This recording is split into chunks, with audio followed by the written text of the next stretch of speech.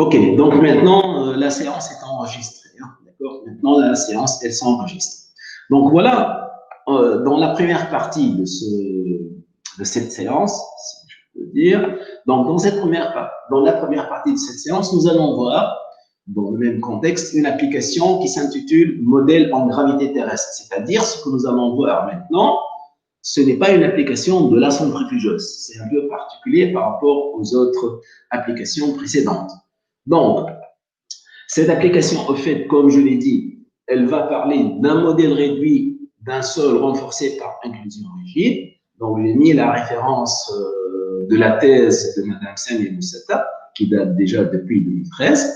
Donc, l'introduction, c'est pratiquement ce que je suis en train de dire. Par la suite, nous allons avoir, on va dire, 2-3 slides sur le principe de la technique et les paramètres qui interviennent. Par la suite, nous allons parler en quelque sorte d'un programme d'essai qui a comporté un essai sur prototype, c'est-à-dire un modèle en très grandeur, et une expérimentation en laboratoire, toujours donc dans le cas gravité terrestre.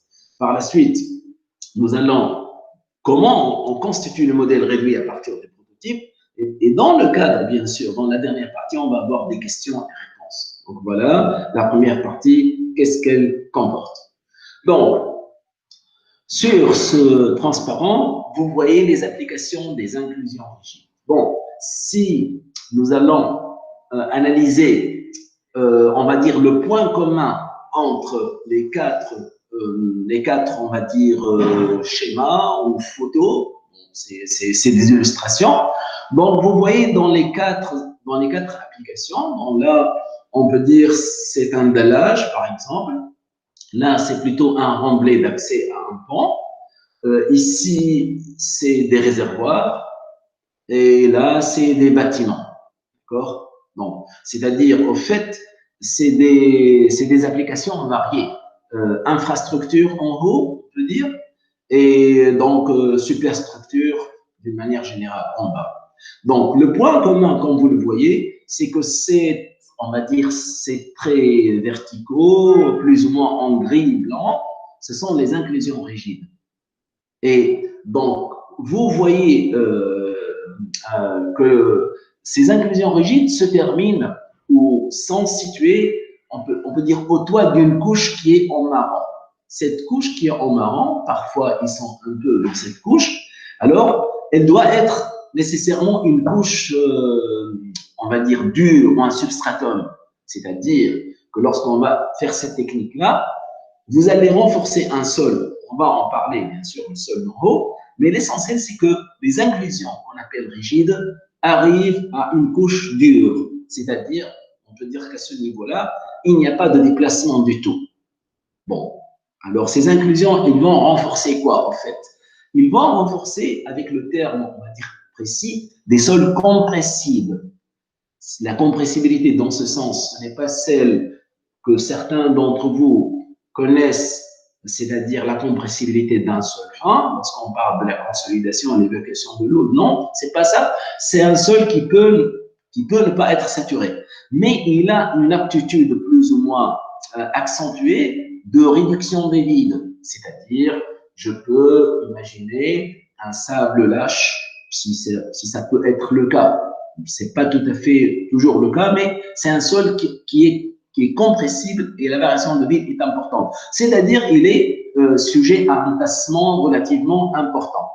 D'accord? Donc, voilà un peu le sol qu'on va renforcer par des inclusions rigides. Et si vous voyez un peu plus en détail, notamment le schéma qui est en bas à droite ici, vous voyez que l'inclusion est surmontée par une petite dalle, on peut dire une dallette. Au fait, on dit c'est la tête de l'inclusion. C'est où je fais un peu circuler le pointeur. Là, c'est la dallette. Okay? Bien sûr, ces inclusions ont un espacement fixe, le plus souvent entre elles.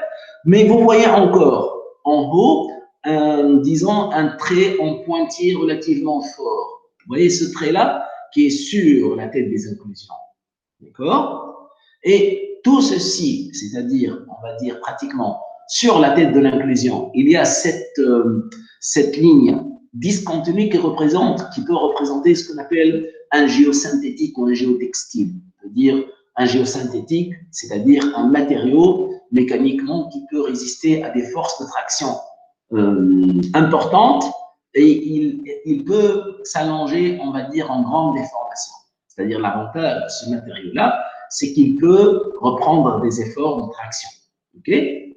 Mais le plus important, lorsque par exemple je prends ces réservoirs-là, vous voyez qu'il y a une couche qui est en gris très clair, cette couche-là qui est ici, qui est claire, qui est également ici, au niveau de la voirie à grande vitesse, et elle existe même dans les autres cas, elle n'est pas très visible, ça s'appelle le matelas ou le matelas de répartition.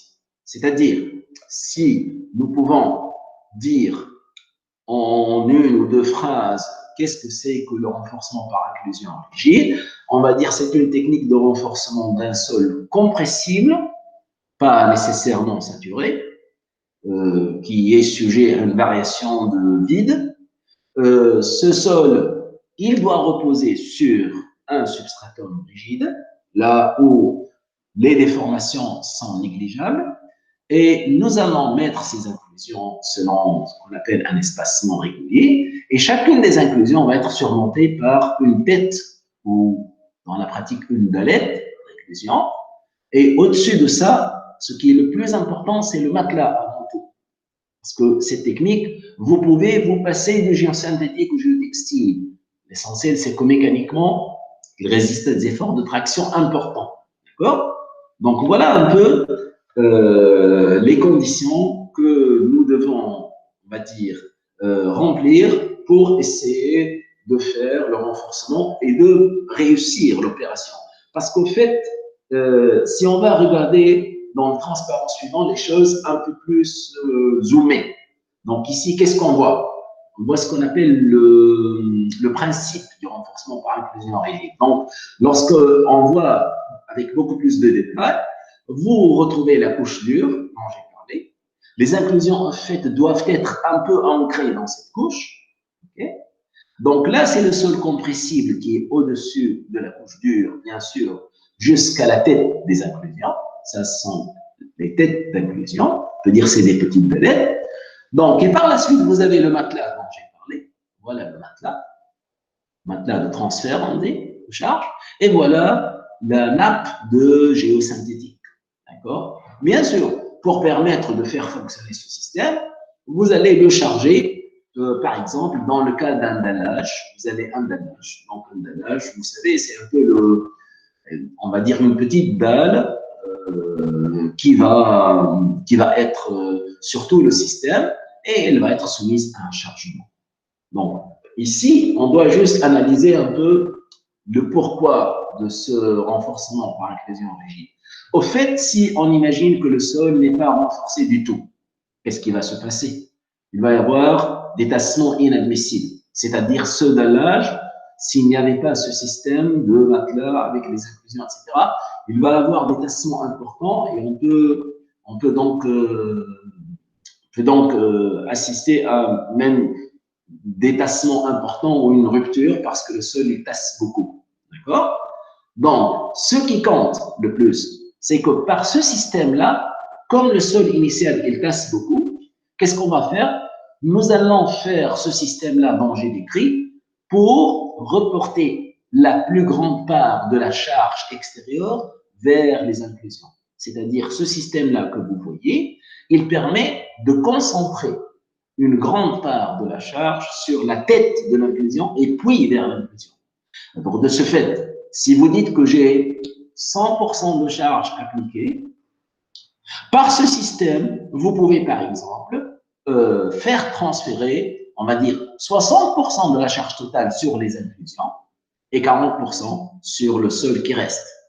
Ceci veut dire que le tassement qui était pour le sol initial non renforcé, il va diminuer de 60%. Alors que le tassement au niveau des inclusions rigides va être égal à 0.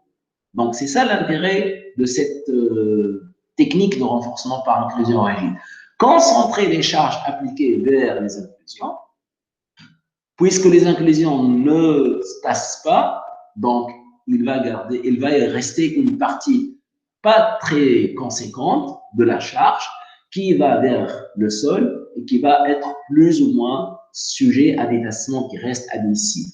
Donc, j'espère que vous avez compris un peu l'idée de cette technique de renforcement par inclusion rigide. Voilà un peu la technique, d'accord? Donc, c'est-à-dire, ce n'est pas une question de renforcement au sens de la résistance aux cisaillements, c'est une technique de renforcement pour augmenter la rigidité du système. Et en fait, si vous lisez les articles sur cette technique, ce qui se passe, c'est qu'il va y avoir ce qu'on appelle un phénomène de voûte ici. Donc, il va y avoir un phénomène de voûte entre les inclusions, comme ça. C'est-à-dire qu'il va y avoir une répartition de charge un peu, on va dire, concentrée sur les inclusions, avec une répartition de charge, on va dire, plus ou moins acceptable sur le sol. Donc, voilà les conditions dans lesquelles nous allons essayer de mettre en œuvre ces principes-là. Donc, maintenant, puisque nous allons travailler sur la technique, nous allons montrer un peu les paramètres qui interviennent dans ces techniques. Et bon, on va les introduire maintenant, mais avec les exercices, vous allez certainement, comment dire, mieux voir ces paramètres et mieux comprendre ces paramètres. C'est ça qui est le plus important. Donc ici, on peut dire qu'on va essayer de comprendre l'utilité de ces techniques en faisant des applications, bien sûr, et en manipulant deux cas. Ce cas-là, c'est la gravité terrestre, et dans un deuxième cas, ça va être la gravité en centre des choses. D'accord? Donc, je vous laisse la possibilité de poser des questions, si vous le voulez.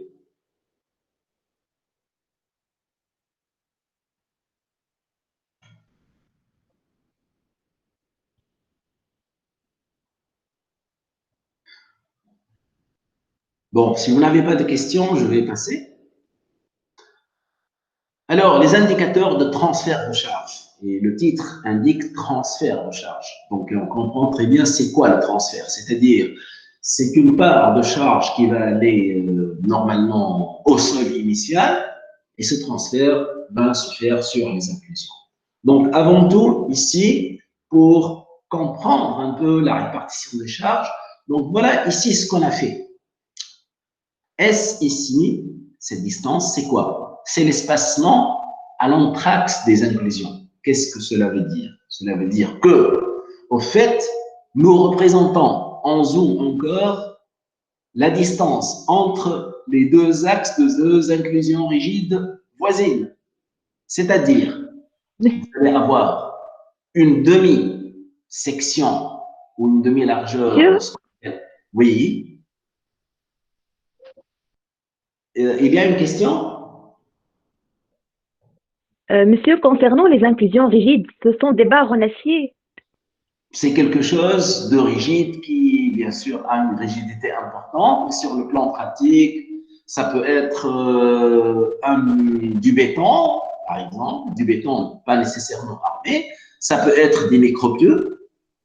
Ça peut être des micropieux. Ah, d'accord. Ça peut être quelque chose qui, pratiquement, ne passe pas au niveau de la pointe. C'est ça qui est important. D'accord? D'accord. Voilà.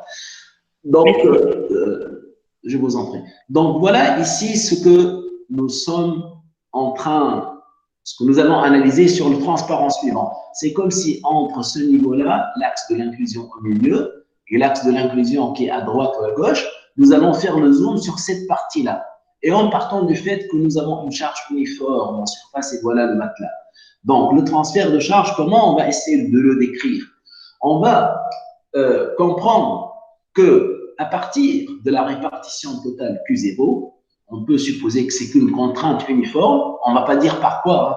Ça peut être, par exemple, une force totale divisée par une section. Ça peut être un remblai sur une certaine hauteur. Mais l'essentiel pour nous, c'est qu'au niveau du matelas, nous avons une répartition uniforme de contraintes appliquées Q0. Alors, puisque l'essentiel, c'est d'amener la plus grande part de la charge sur les inclusions. Alors ici, je fais mentionner, remarquer que P, ça veut dire les inclusions rigides, P comme pointe, peut-être, je ne sais pas, ou comme pieu, et S comme sol. C'est-à-dire, maintenant, si je suis capable de mesurer ou de calculer la force reprise par le sol compressible, d'accord, on peut la calculer. Par exemple, ici, on peut prendre un maillage carré, ça va être le plus souvent le cas. Donc, S, c'est l'espacement entre les deux axes des inclusions, on va dire voisines. Et chaque inclusion, elle va avoir un diamètre noté A, de sorte que son rayon soit égal à A sur 2. Donc, A, c'est le rayon de l'inclusion rigide. Et bien sûr, voilà celui de la deuxième inclusion. Vous comprenez que S moins A, c'est la distance sur c'est cette distance qui va comporter la charge apportée au sol. D'accord? Donc, si nous avons la valeur de la force reprise par le sol compressible en termes de force, je dis bien une force, pas une contrainte, et celle reprise par l'inclusion, alors, on introduit ce paramètre alpha qui s'appelle le taux de recouvrement. En fait, c'est la section de la pointe, ou la section, on va dire, de l'inclusion, d'accord, divisé par la section totale. Et la section totale, c'est-à-dire la section totale que vous voyez ici, c'est-à-dire, on peut dire S au carré, d'accord. Si je raisonne avec un maillage carré, la section totale va être S au carré.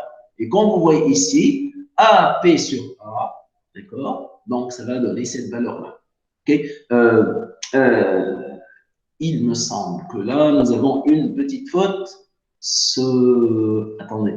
Donc, ce A-là, voilà, ce A-là ne peut pas être égal à grand A. Ce A-là, ça doit être petit a. D'accord? Donc, vous comprenez très bien que A sur 2, ça va me donner A.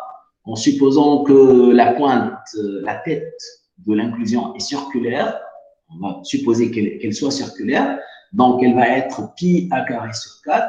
Donc pi a carré sur 4 sur A S au carré, vous allez trouver cette valeur. Donc vous comprenez qu'il y a ce taux de recouvrement, c'est le taux entre les deux surfaces. Conformément à ce modèle, d'accord? On va revenir par la suite au prototype.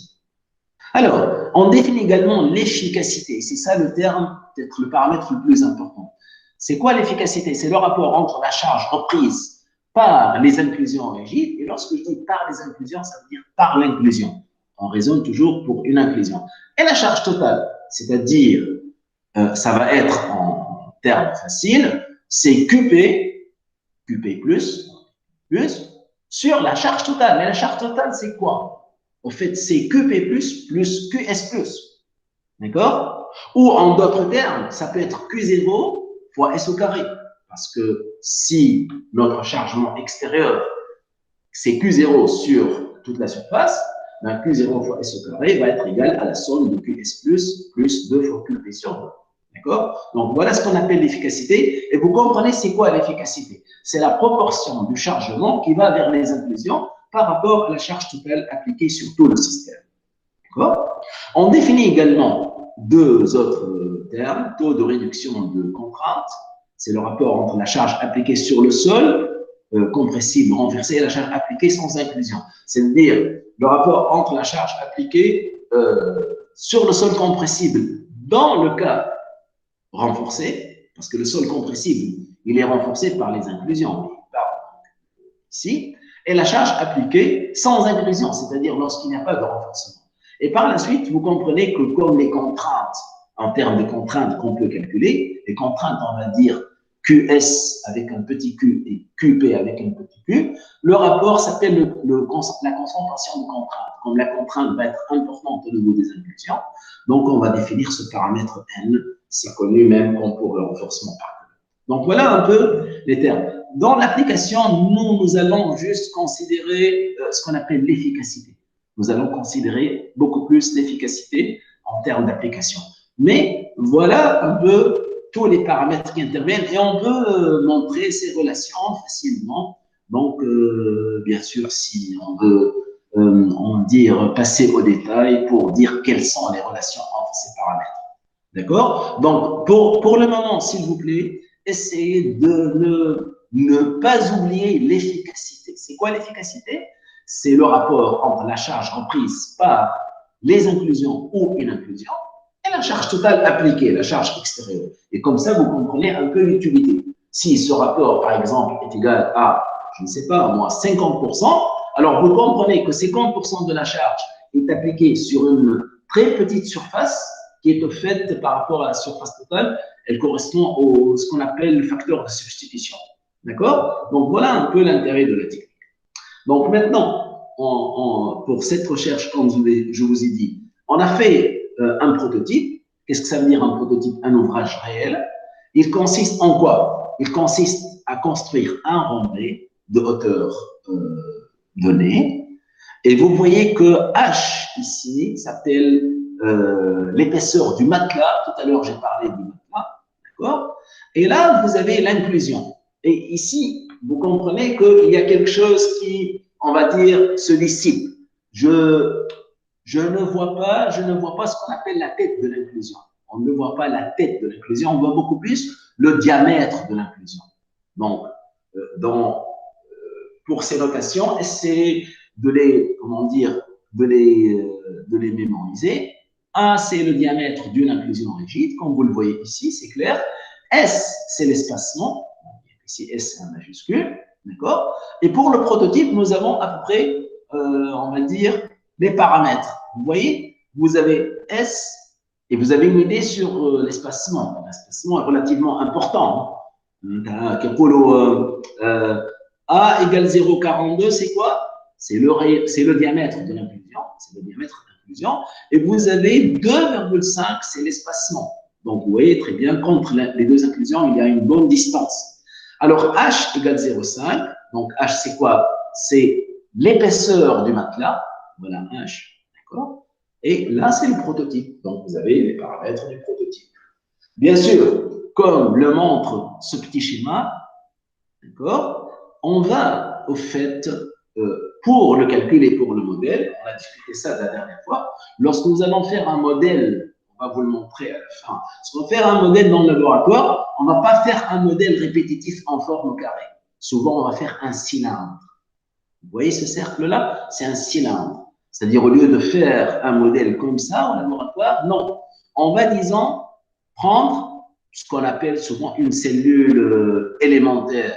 C'est la zone de sol qui entoure l'inclusion, mais avec la condition que la surface de ce qu'on appelle d'influence de chaque inclusion, vous voyez que ici, une inclusion, je prends par exemple celle-ci, l'inclusion qui est là, juste là. Donc, vous voyez qu'elle a un domaine autour d'elle qui est propre à elle. C'est-à-dire, c'est le domaine, on va dire, géométrique, pour ne pas dire mécanique, qui concerne l'inclusion. Eh bien, vous comprenez que chaque inclusion, elle est dans cette situation. Pour cette inclusion, c'est la même chose. Pour cette inclusion, c'est la même chose. Et on dit que ce modèle est répétitif. Ça veut dire que c'est le domaine d'influence. Pour le modèle en laboratoire, nous allons faire un cylindre de diamètre équivalent dans la surface du cercle.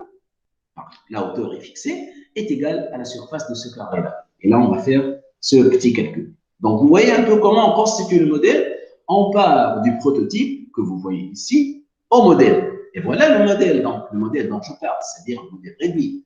Donc, vous voyez ici, le modèle, il est, on va dire, très simple. Ça, c'est dm, c'est-à-dire le diamètre du modèle. Je parle le diamètre du modèle. dm, c'est le diamètre équivalent du modèle, parce que ce diamètre, il va être déterminé à partir de l'espacement entre les inclusions. Vous allez voir la relation.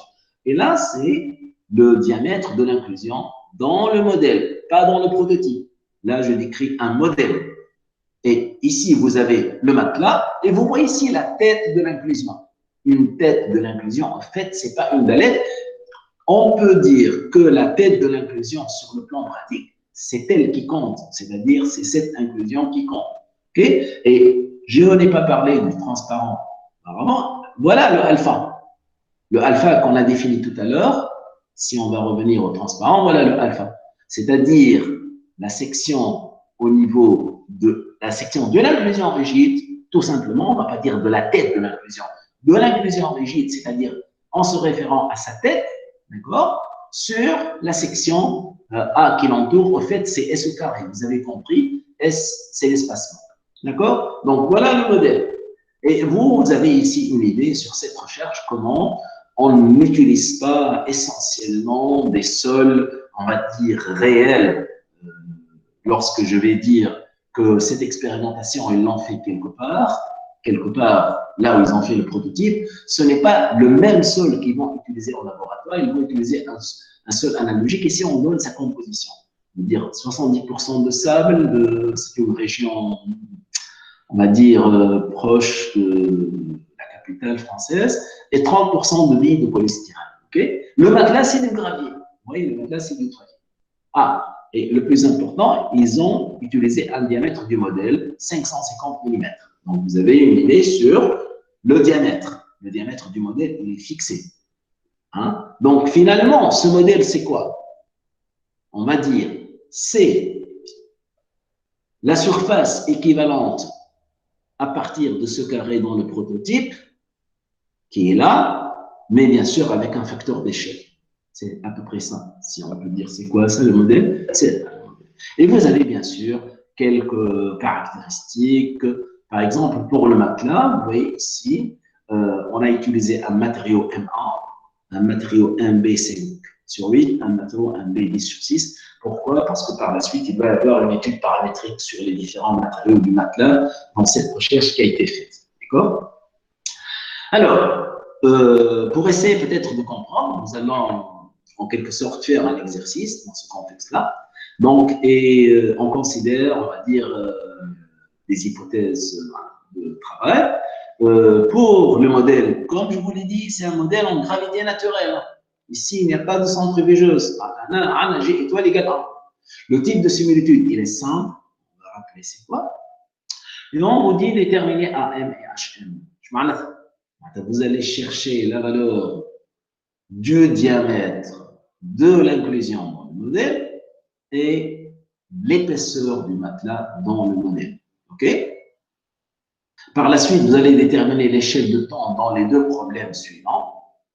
C'est-à-dire, si j'ai un problème où je parle de consolidation unidimensionnelle, la consolidation qu'on a décrite auparavant, et si on a un problème dynamique, et l'intérêt ici, c'est peut-être qu'on peut avoir un conflit sur l'échelle précisément des longueurs, c'est-à-dire de G, et à ce moment-là, on va comprendre pourquoi on parle de ces deux cas d'étude, si je peux dire.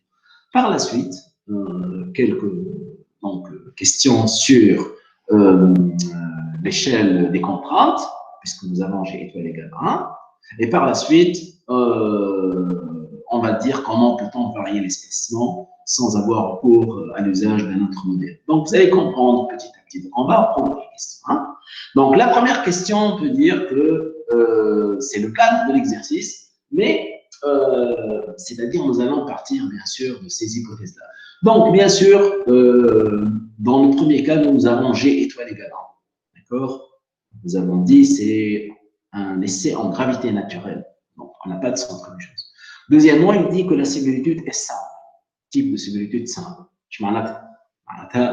Si vous vous rappelez très bien, ça veut dire que epsilon étoile égale à 1. C'est-à-dire que nous avons la même déformation dans le modèle et dans le prototype. Et par suite, comme epsilon égale U sur L, U c'est un déplacement et L c'est une longueur, et epsilon étoile égale 1, parce que c'est un rapport de longueur, donc U étoile égale L étoile. Alors, sur le plan pratique, nous avons la même échelle pour les déplacements et la même pour les longueurs.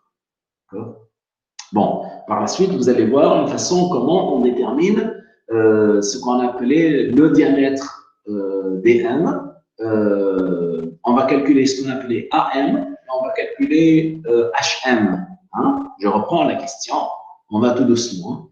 Donc, pour vous dire qu'est-ce que c'est petit a et petit h, je peux me restreindre à ce schéma-là. Petit am, c'est le diamètre de l'inclusion dans le modèle. Et HAM, ce qui n'est pas décrit ici, c'est cette épaisseur-là. Leur équivalent, c'est celle dans le prototype. H, on peut dire H prototype, c'est l'épaisseur du matelas dans le prototype. Et petit a, c'est le diamètre d'inclusion dans le prototype. OK?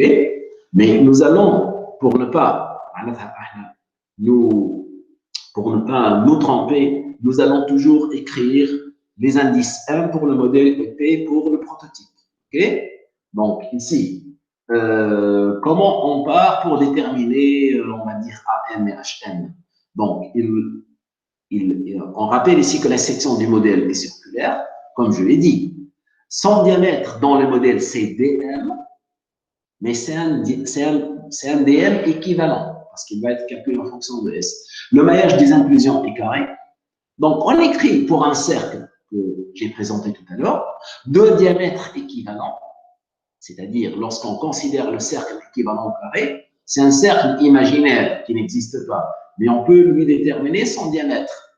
Dans la surface est équivalente à celle du carré de côté S. Donc, vous voyez que c'est très simple d'écrire que S au carré, c'est-à-dire le domaine réel autour de l'inclusion, d'accord, S est l'espacement, égale pi d au carré sur 4, c'est le diamètre équivalent. Ceci, c'est vrai en prototype ou dans le modèle. Et d'une manière générale, pour les deux cas, vous allez écrire, bien sûr, que maintenant, je parle du prototype, hein, d'accord? Parce que maintenant, comment on va aboutir à des équivalents par cette relation-là? Donc, S, c'est l'espacement. OK.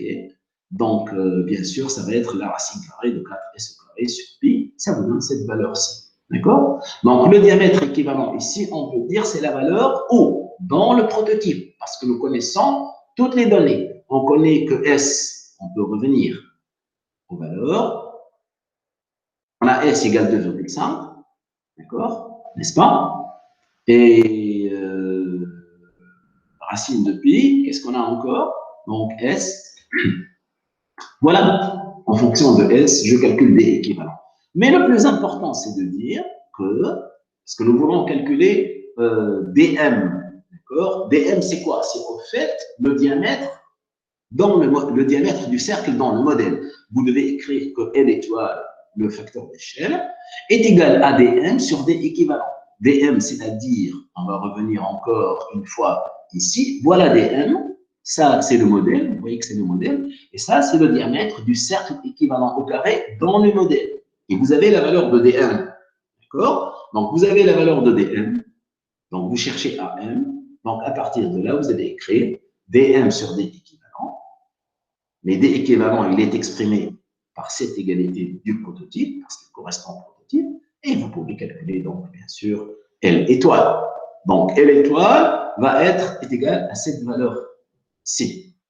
Vous avez déterminé L étoile, il est évident que vous allez dire que L étoile, facteur d'échelle, c'est le diamètre de l'inclusion dans le modèle sur le diamètre de l'inclusion dans le prototype. Et vous avez vu que dans le prototype, c'est A, dans le modèle, c'est AM, et de la même manière pour l'épaisseur du matelas. Donc, ça veut dire, à partir de cette on va dire, équivalence entre le cercle équivalent autour d'une inclusion et le carré réel du prototype, vous pouvez calculer ces valeurs. Et ici, vous avez les valeurs. Voilà, vous avez D équivalent, vous avez L étoile, vous avez AM et HM. Donc, on peut dire que l'échelle, grosso modo, c'est 1/5. C'est-à-dire une dimension dans le prototype va être divisée plus ou moins par 5 pour l'avoir dans le modèle. D'accord? Donc, on peut passer. Oui, c'est d'accord. Oui, d'accord. Alors, la suite maintenant. Nous allons focaliser sur ces deux types de problèmes, la consolidation unidimensionnelle et le problème dynamique. Bien sûr, parce que nous sommes dans une situation particulière, n'oubliez pas G étoile égale à 1. Donc, ici, il y a des résultats qu'on a vus. Donc, ce sont des choses que vous avez peut-être même dans les documents que j'ai envoyés. Donc, CV, c'est le coefficient de consolidation. À partir de sa définition en termes de facteur d'échelle, on montre cette, comment dire, relation. Puisque la similitude est simple, une étoile égale L étoile, vous avez CV étoile égale cette quantité-là. Par la suite, vous déterminez K. Pourquoi on détermine K étoile? Parce que le problème, c'est le problème de la consolidation. C'est-à-dire, il faut déterminer quelque chose qui parle de la vitesse de consolidation. Et K, c'est la vitesse, en fait, en guise de perméabilité. Donc, lorsque vous écrivez, d'après la loi de Darcy, la fameuse loi V égale K fois I, d'accord, il y a le gradient hydraulique, vous pouvez décrire tout simplement centimètres par seconde l'échelle des longueurs sur l'échelle du temps, et par suite vous déterminez T étoile. Bien sûr, à partir de là, vous allez écrire L sur T étoile égale CV étoile sur O étoile L étoile, et vous allez déterminer T étoile.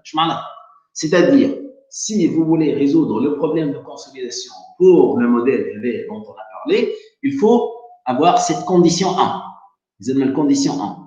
Si nous voulons résoudre un problème dynamique, un problème dynamique, qu'est-ce que ça veut dire? Le problème dynamique, il est connu par cette deuxième équation-là. D'accord? U étoile égale G étoile, T étoile au carré. Ceci, bien sûr, à partir de la fameuse condition F égale M gamma. D'accord? Donc, or, si vous écrivez cette condition, vous voyez qu'on a, à partir de U étoile égale étoile, que nous avons considéré, et G étoile égale 1, vous allez avoir T étoile égale plutôt racine de L étoile. C'est-à-dire, imaginons que nous voulons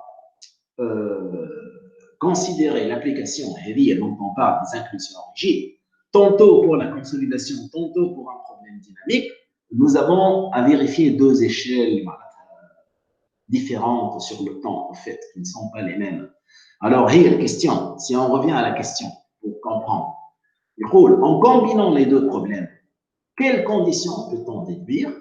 Quelle échelle peut-on adapter pour ce problème? Plutôt, c'est quelle échelle qu'il faut comprendre. Bien sûr, on va un peu clarifier le raisonnement. Donc, regardez bien. Si on trouve deux conditions, bien, on va dire si on va vérifier les deux, d'accord?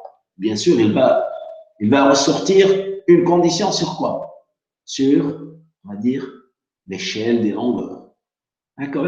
Si on va dire que la condition 1 et la condition 2 sont les mêmes en même temps, on va égaliser la condition 1, T étoile, nous allons égaliser ρ étoile, L étoile carré sur CD avec racine de L étoile.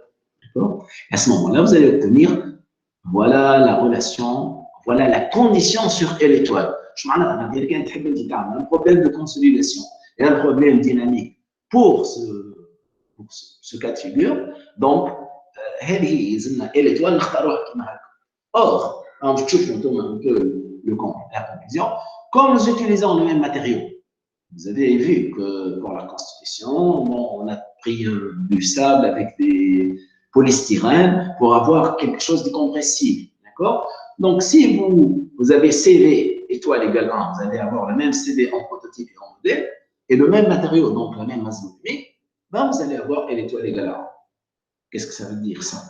C'est-à-dire, si vous allez mettre 1 et 1, c'est très facile. Vous allez avoir L étoile égale 1. Je m'arrête L étoile égale 1. C'est-à-dire que vous êtes obligé de faire l'expérimentation en vraie grandeur. Je m'arrête L étoile égale 1.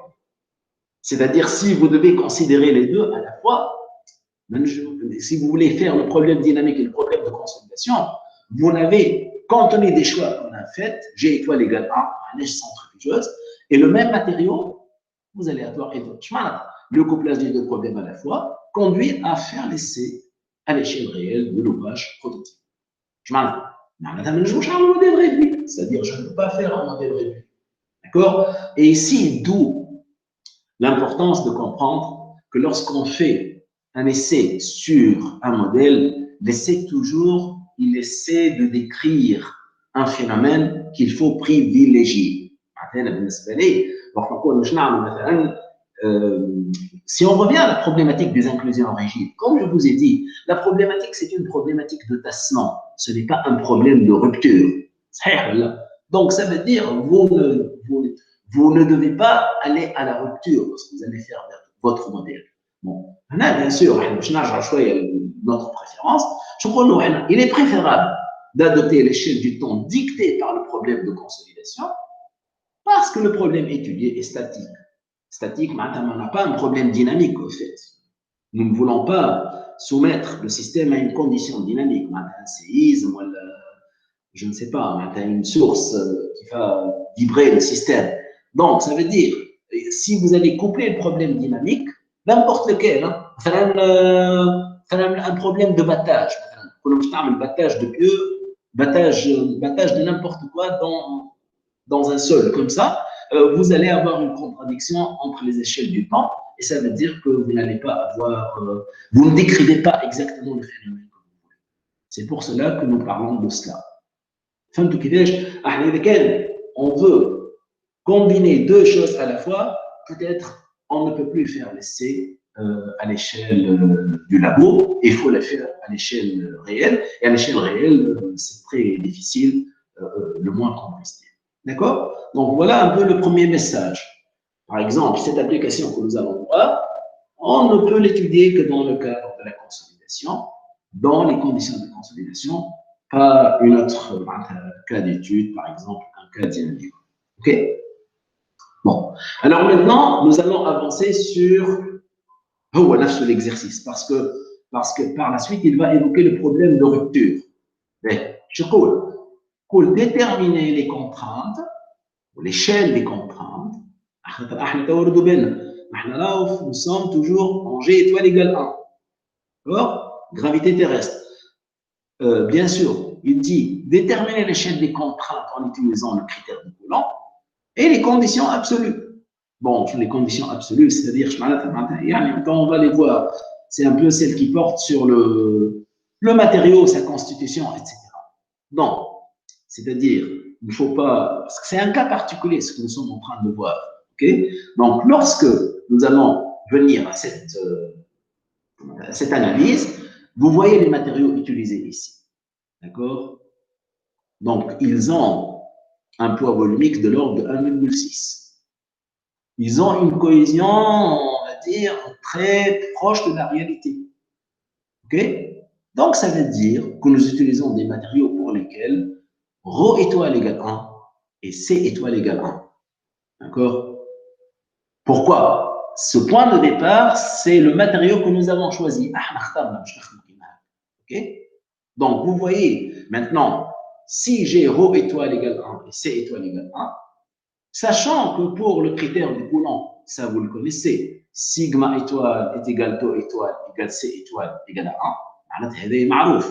1, l'échelle des contraintes, on décrit le critère de Coulomb, c'est pour la rupture. Si on veut garder la même échelle des contraintes, nous allons avoir sigma étoile égale tau étoile, C étoile égale à 1. Mais les conditions absolues, qu'est-ce qu'elles donnent? Elles donnent que ρ étoile égale 1 et G étoile égale 1.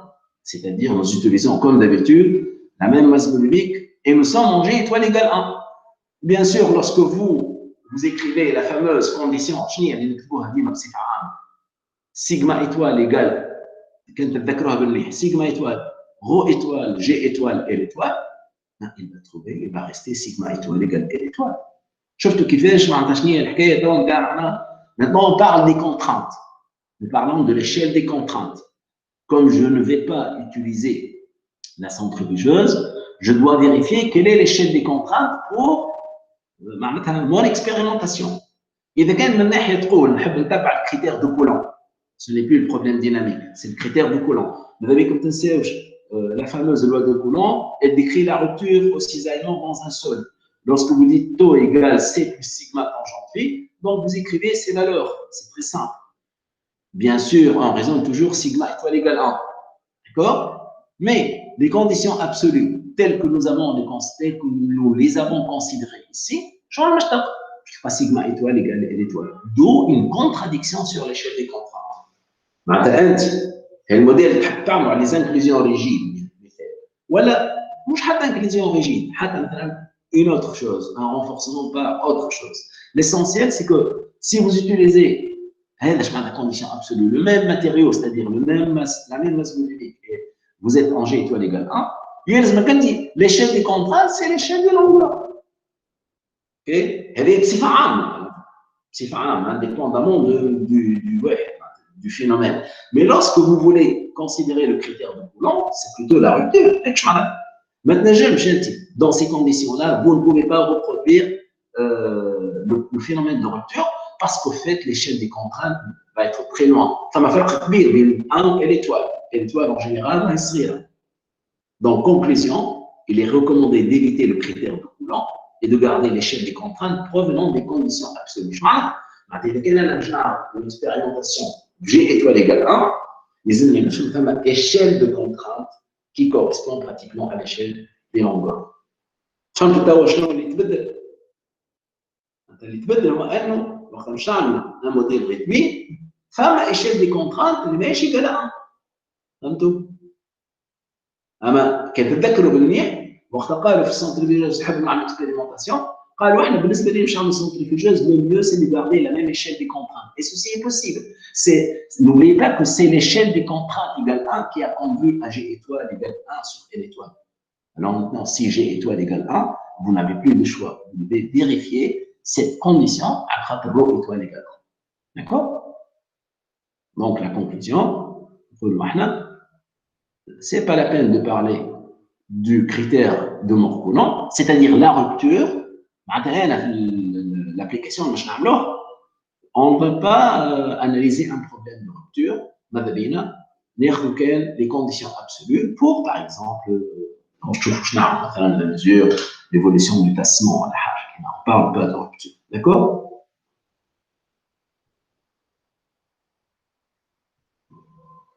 Vous pouvez poser une question.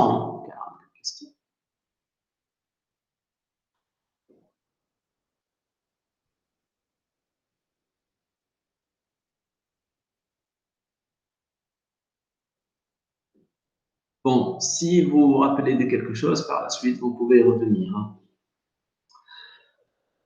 Bon, la dernière question, la dernière question, quelqu'un est là. Attendez. Bon. Voilà, on a dans la question qu'on vient d'énumérer, question 3, on a analysé les deux cas, c'est-à-dire l'échelle des contraintes en utilisant. Bon, quel aspect on doit éviter. Dans le cadre de l'étude paramétrique, comment peut-on varier l'espacement S sans avoir recours à l'usage de notre modèle? ايش معناتها الكلام هذا؟ معناتها هو مثلا سي نورمال يعني حاجه عاديه يقول لك انت توا انا عملت موديل في اللابوراتوار والديامتر ايكيفالون تاعو 550 ملم معناتها 0.55 متر معناتها عملت سيلول هكايا تخيلوها نقولوا ان بوتي باريل يعني صندوق sous forme cylindrique نجم نقولوا de diamètre à peu près 0.5 mètre sur une certaine hauteur ويقول لك انا تو نحب نعمل ايتود بارامتريك على الاسباسمون يعني احنا كي نشوفوا ليكواسيون اللي فيها الاسباسمون نلقاو دي ان نقولوا ما لازم مالا باش نعمل ايتود بارامتريك على الاسباسمون لازمني نمشي نعمل نوتر كيس ولا باريل دو ديامتر ديفيرون معناتها تولي فيها نقولوا اكثر خساره وقت واكثر خساره فلوس خاطر مثلا نقول كان اس يقال جو سي با كوا الساعه 2.5 ولا شنو باش نختار دي ان يقال كذا ولا كان اس توا مثلا نمشوا لي باش نعمل دي واحد اخر دونك هو سي با توت افي سا علاش على خاطر او فيت dans le laboratoire on essaye d'être comment dire d'être un peu efficace sur le plan de l'expérience pour optimiser le temps les moyens etc. Donc يقولوا déjà نشوريكم حاجه dans ce sens يقول au fait pour varier l'espacement entre les inclusions. Okay? Ce n'est pas la peine de faire varier la valeur du diamètre qui m'a قلت لكم مانيش نعمل توا اسي مانيش عارف انا شنو عاود 550 مش ناخذ مثلا 650 مش نعمل 450 مش نخلي نفس l'inclusion يقول plutôt on garde le même modèle avec le DM mais on va varier juste la tête des inclusions. La tête des inclusions. Je m'en l'espacement. Je vais étude paramétrique de l'espacement. Nous allons couvrir la surface de la tête de l'inclusion. فهمتوا شنو الحكايه؟ معناتها انا نقول par exemple هو l'espacement مش يقعد هو بيدو mais au fait le facteur هذاك le alpha مش يتمد. خاطر le alpha c'est au fait la section de la tête de l'inclusion sur la section totale par cylindre de diamètre extérieur D1 en particulier égale 550 mm. انت فهمتوا شنو الحكايه توا احنا on peut faire une étude paramétrique de l'espacement en raisonnant beaucoup plus sur la tête de l'inclusion mouche on va raisonner sur le diamètre extérieur. OK. Donc ici je vais vous montrer un peu la partie اللي صار في programme national de recherche précisément le CERMES l'école nationale de pont et chaussée bon partie bien sûr. Vous voyez ici le système qu'ils ont utilisé. Et ils s'amusent à ce qu'on appelle la chambre d'étalonnage. Et le système, cylindre, on a vu de dessus. Bon, pardon. Donc, on a un grand cylindre qui est 500 mètres. Donc, فيه trois parties. فيه هنا cette partie-là اللي هي ما تخصش لي مزيود بالكل. فيه السول نتاعنا. هذا المتلا، شفتوا المتلا؟ المتلا. هذا اونغري المتلا. هذه هي الانكلوزيون نتاعها، شفتوها الخضراء هذه. وهذا سير كومبريسيبل بيان سور. Ici, c'est, on va dire, le matériau rigide, voilà, le substratum rigide. D'accord? Donc, qu'est-ce qu'on montre ici? On montre ici, au fait, des détails. Par exemple, dans cette expérimentation, il exerce une contrainte uniforme, ou l'autre, il exerce une force concentrée. Deux cas de charge. D'accord? Donc, au fait, l'inclusion, d'accord? L'inclusion, au fait, bien sûr, l'élément qui charge, c'est la tête de l'inclusion. Ok? هنا يوريكم لي كابتور اللي قيسوا به البلاسمون. فات شفتوهم هذوما قداش؟ 5 ديجا يقيسوا منا ويقيسوا منا pour vérifier la symétrie. Donc vous voyez ici الفلاش هذه توري بلي هذا هو التيج اللي يقيسوا بالتيج هذه. Donc ce sont des capteurs LVDT اللي قلنا عليهم المره اللي فاتت pour mesurer le déplacement vertical et par suite le déplacement du système. Ok? Donc l'étude paramétrique اللي حكينا عليها. Donc au fait, c'est la même cellule, c'est la même chambre d'étalonnage de diamètre 550. باش عملوا مرة عملوا une section, voilà, un diamètre de la tête de l'inclusion, je dis bien la tête de l'inclusion, 82 mm, 116 mm, 164 mm. Donc au fait, ما هيش étude paramétrique sur l'espacement. L'espacement بالنسبة لنا هو بيدو، mais اللي تغير هو ce qu'on appelle le facteur alpha. Le facteur alpha باش يعطيك l'efficacité. بالنسبة كي نقولوا احنا المود هذا قلنا la chose la plus importante c'est la part de la charge qui va aller vers l'inclusion. هذيك اللي تهمنا برشا. C'est ça l'efficacité du système. Plus la charge est concentrée vers l'inclusion, plus la charge est sur l'inclusion, moins elle est sur le sol, moins il va y avoir de rotation. Et là, c'est le principe. Donc, juste, j'ai voulu vous montrer ça pour comprendre que, bien sûr, dans le cadre d'un programme de recherche, voilà comment on peut penser pour faire une étude paramétrique. Donc, là, je vous colle tout à la première partie, c'est la fin de la première partie. Bon, à travers laquelle j'ai pas fait une conclusion, on peut dire, mais on peut résumer rapidement. Donc, nous avons donné un aperçu sur une technique courante de nos jours, les inclusions rigides. Nous avons parlé du principe de la technique et par la suite, nous avons vu comment on fait pour quantifier, on va dire, l'efficacité de la technique en faisant une expérimentation sous G étoile égale 1, gravité terrestre, mais lorsqu'on l'a fait en vraie grandeur, donc L étoile égale 1, et lorsqu'on l'a fait en laboratoire, L étoile, bien sûr, et comment nous pouvons vérifier les choses du prototype vers le modèle, donc pour essayer de comprendre. Bien sûr, le plus important dans tout ça, chaque analyse d'une modélisation géotechnique se fait toujours dans un cadre précis. Donc, comme je vous l'ai dit, par exemple, le problème qu'on a décrit ici, c'est la réduction du tassement. On focalise sur la réduction du tassement. Du moment où vous calculez des tassements, n'oubliez pas que vous devez être sous des charges admissibles qui sont loin de la rupture. Donc, il ne faut pas essayer de chercher à décrire les conditions de rupture pour analyser cette problématique, par exemple. C'est ce qu'on a essayé de dire.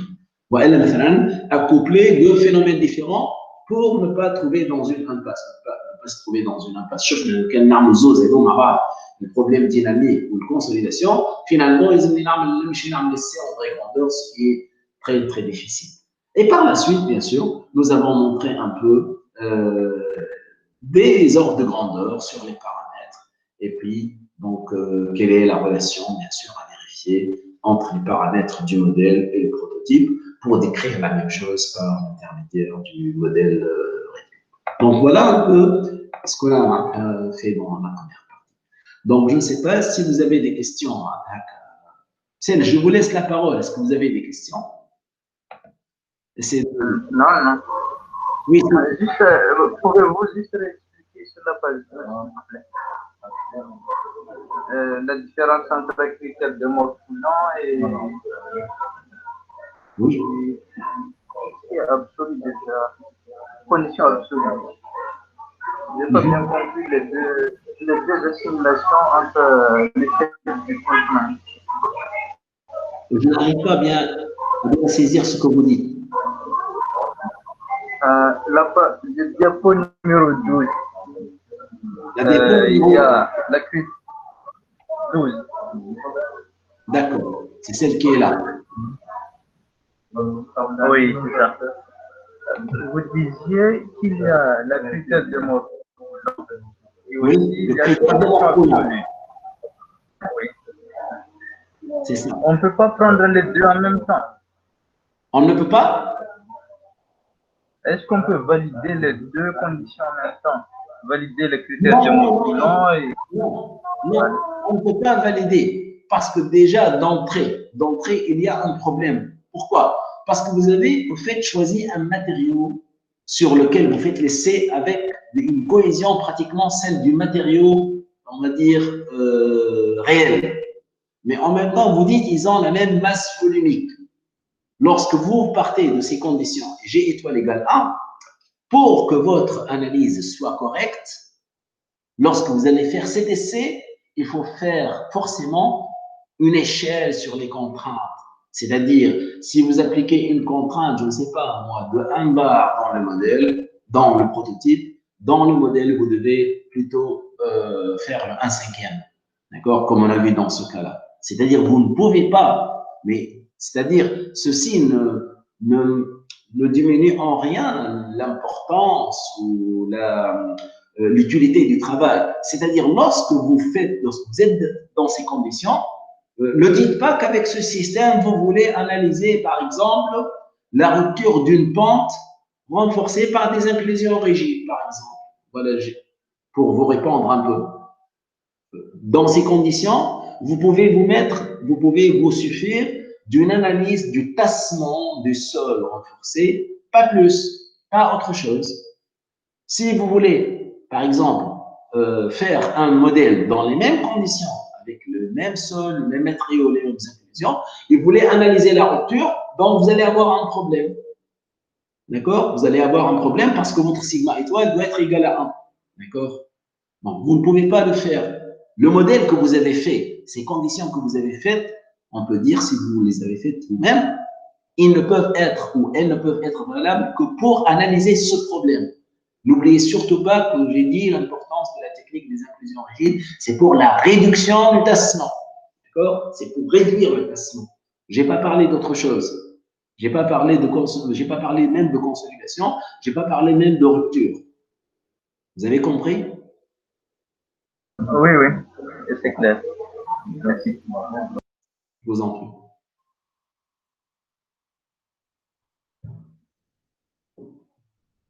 Bon, donc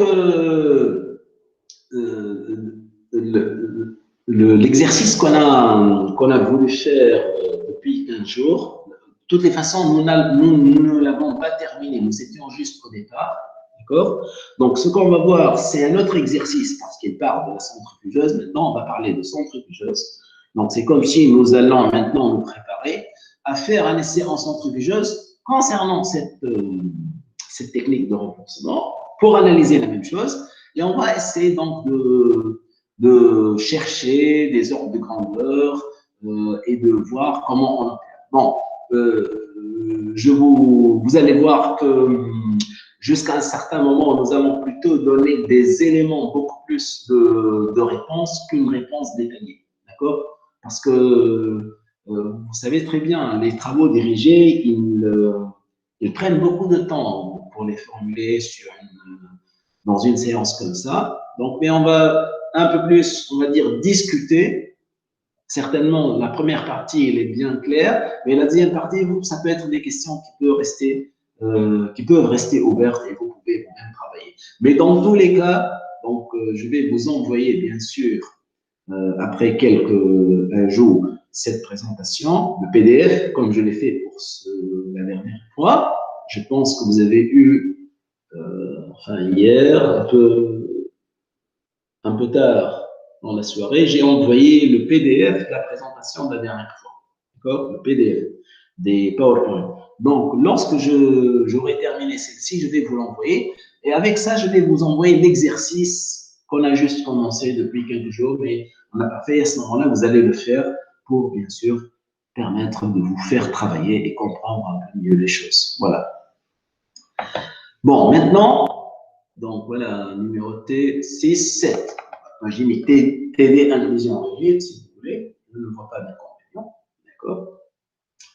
Donc, ici, c'est directement un exercice, d'accord, qui va être, on va dire, dédié aux inclusions rigides. Mais maintenant, nous allons parler des conditions dans la centrifugeuse. Dans la centrifugeuse, c'est-à-dire nous préparons un modèle pour la centrifugeuse. Alors, qu'est-ce qu'on lit ici? Vous voyez un schéma, bien sûr, qui rappelle un peu les inclusions rigides. Ici, quoique les inclusions rigides sont, on va dire, plus proches. D'accord? Vous voyez que ça, c'est à l'échelle d'un modèle réel. Vous avez une couche de 6 mètres de sol compressible, une longueur de 20 mètres. OK? En largeur, a priori, on ne donne rien. Alors, il dit, on réalise un essai en centrifugeuse sur un sol compressible renforcé par un groupe d'inclusion rigide en maillage carré, soumis à une charge répartie Q. Et là, il faut faire très attention, on va commenter ça. C'est-à-dire, notre système, comme on le voit ici, nous avons une charge répartie Q. On se débrouille pour le faire, d'accord? Parce que la charge répartie Q peut être, on va dire, interprétée de deux manières différentes. Je peux imaginer un remblai sur une certaine hauteur, par exemple. Je peux imaginer un système qui applique une force et pour lequel on calcule la contrainte moyenne. Mais l'essentiel Q est connu. Retenez bien que cette valeur Q est donnée ou connue. Alors, il dit que les dimensions des prototypes ci-dessus ont été considérées. Donc, nous connaissons on va dire, une hauteur et plutôt une longueur. Et il dit on adopte un facteur de substitution de 20%. Alors, c'est quoi ça, le facteur de substitution? Bon, d'après une séance qu'on a faite auparavant, on a parlé du renforcement par couleur, normalement, le facteur de substitution, on peut dire c'est peut-être le facteur de renforcement. Enfin, c'est dans un modèle, c'est la somme totale des inclusions de renforcement sur la section totale chargée. Chargée. D'accord? Chargée, comme vous le voyez ici. D'accord? Alors, par la suite, il dit, bien sûr, en vue de réaliser les séances centrifugeuses, bien sûr, on va préparer je vais passer en mode diaporama. Voilà le transparent le suivant. Donc, le modèle en laboratoire possède les mêmes dimensions suivantes. Donc, faites très attention. Le modèle en laboratoire, c'est le modèle équivalent à celui qu'on vient de montrer, le prototype. Donc, j'imagine que c'est un volume qui est égal à une longueur fois une hauteur multiplié par une largeur dans la direction perpendiculaire à cette figure. Donc, pour le modèle, on donne ces valeurs-là. C'est-à-dire, on dit que la hauteur, qui est au fait dans le prototype de 6 mètres, elle est égale à 410 mm. La largeur qu'on ne connaît pas dans le prototype, elle est égale à 200 mm. Et la longueur qu'on connaît dans le prototype, 20 mètres, elle est de 760 mm, 76 cm. Alors, faites très attention. Maintenant, on part du prototype. Il dit, nous allons faire une étude paramétrique sur le modèle réduit en fonction du diamètre de l'inclusion. Et on vous donne les valeurs du diamètre de l'inclusion. Et vous voyez que le diamètre de l'inclusion, bien sûr, ne peut jamais correspondre à ces données-là. Donc, ce diamètre de l'inclusion, c'est celui du prototype. Hein? Vous êtes d'accord avec moi? Si le diamètre de l'inclusion est de 80 cm, il ne peut jamais même recouvrir, il va dépasser la largeur du modèle. Donc, vous voyez que ces valeurs-là sont les valeurs des inclusions que je viens de montrer ici. Là, vous comprenez, si j'ai 20 mètres, ici, je peux mettre plusieurs inclusions de diamètre 1 mètre. C'est ce qu'il faut comprendre. OK? Donc, on va faire une étude paramétrique sur le modèle réduit. Donc, bien sûr, il faut penser au diamètre de l'inclusion dans le modèle réduit pour faire cette étude paramétrique. D'accord? Donc, les questions sont les suivantes. Déterminer le nombre d'inclusions à utiliser dans chaque essai, ainsi que G étoile.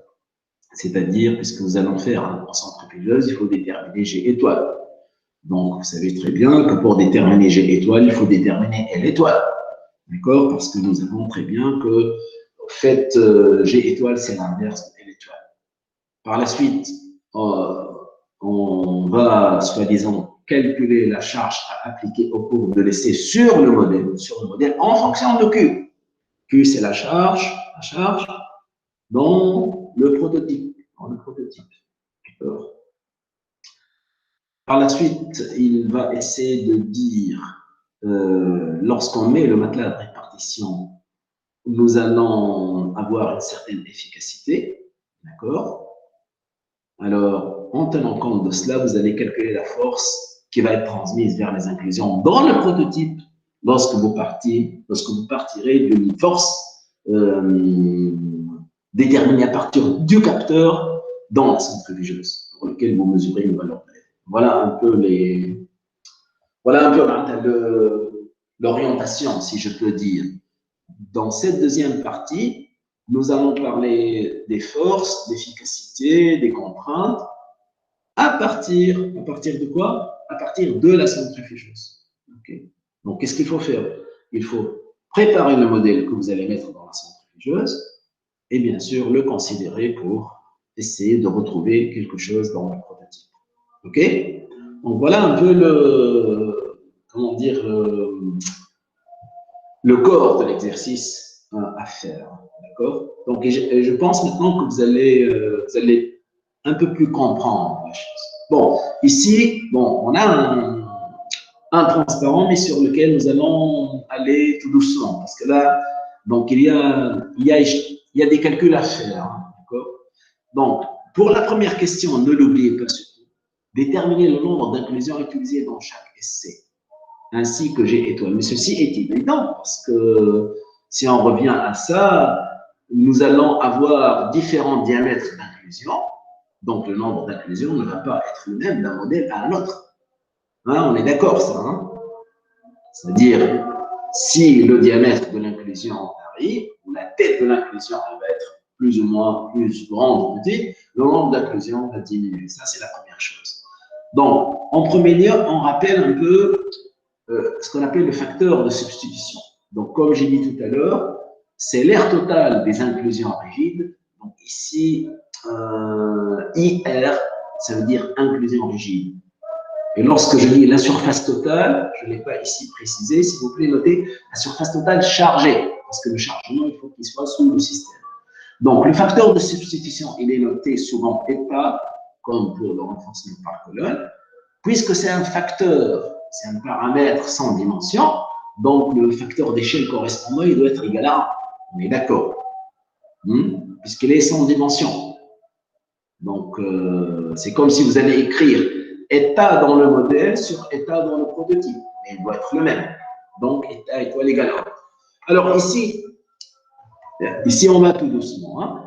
Ici, le facteur d'échelle, on doit le manipuler d'une manière, avec précaution. Pourquoi? Parce que si vous faites attention, au fait, nous avons deux dimensions pour lesquelles je peux calculer le facteur d'échelle. Lesquelles? Nous avons la hauteur. La hauteur dans le modèle, elle est égale à combien? La hauteur dans le modèle est égale à 410 mm. Et l'épaisseur de la couche, elle est égale à 6 mètres. Nous sommes d'accord? Et vous avez la longueur dans le modèle qui est de 76 et la longueur du prototype qui est de 20 mètres. Alors, chose sûre, si vous allez calculer, par exemple, si vous allez, par exemple, calculer le facteur d'échelle à partir des deux, vous allez trouver deux résultats différents. Mais en fait, il faut être prudent. Ce qui est sûr dans notre cas, c'est que le facteur d'échelle, vous pouvez en toute conscience l'écrire, c'est le rapport entre les hauteurs ou les épaisseurs. Nous sommes sûrs, d'après ce qu'on a vu dans la présentation précédente, que si j'ai une épaisseur de couche donnée, ici 6 mètres, et je vais faire un modèle comme je viens de vous le montrer dans la partie précédente, ben vous allez déterminer bien sûr le facteur d'échelle. OK? Donc, et vous pouvez le vérifier. Hein. Si vous allez écrire 410 sur 6, enfin 410, on va dire en centimètres. Hein. Si je vais écrire plutôt 0,41 mètres, la hauteur dans le modèle sur 6, ça va être très différent de 0,76 sur 20. Donc, comment il faut procéder? Ici, il faut procéder comme je vais le décrire. Donc, lorsque vous écrivez entre la hauteur du prototype et la hauteur ou l'épaisseur du modèle, cette égalité, hein, là, on est clair. Qu'est-ce qu'on écrit? C'est comme si j'écris L étoile égale H dans le modèle sur H sur le prototype. OK? Donc, vous calculez L étoile égale cette valeur-là. 0,0683. Bien sûr, G étoile doit être 1 sur L étoile. Ça, c'est connu. Or, vous devez écrire aussi la même chose pour la largeur. Hein? Si vous écrivez cette équation pour la longueur et la largeur, c'est-à-dire au lieu de mettre H comme épaisseur, vous allez mettre B comme largeur et L pour longueur, ben vous allez calculer d'une certaine façon la section bien sûr horizontale de votre modèle BM fois LM est égale à celle du prototype BP fois LP fois L au carré. Nous sommes d'accord? Parce que vous allez les multiplier. Si vous allez multiplier L étoile, hein, vous voyez ce que je veux dire. Si vous allez écrire, multiplier L étoile, B étoile, BP étoile égale BM étoile, et L étoile, on va dire L encore, parce qu'il y a un petit problème. Hein. Le L étoile, c'est le facteur d'échelle, et L, c'est la longueur. La même chose pour la longueur. Vous voyez que le rapport des surfaces, c'est L étoile au carré. C'est ça. C'est comme si vous multipliez le facteur d'échelle par lui-même. Donc, bien sûr, sachant que vous avez la valeur de Bn, hein, la largeur du modèle, elle est donnée.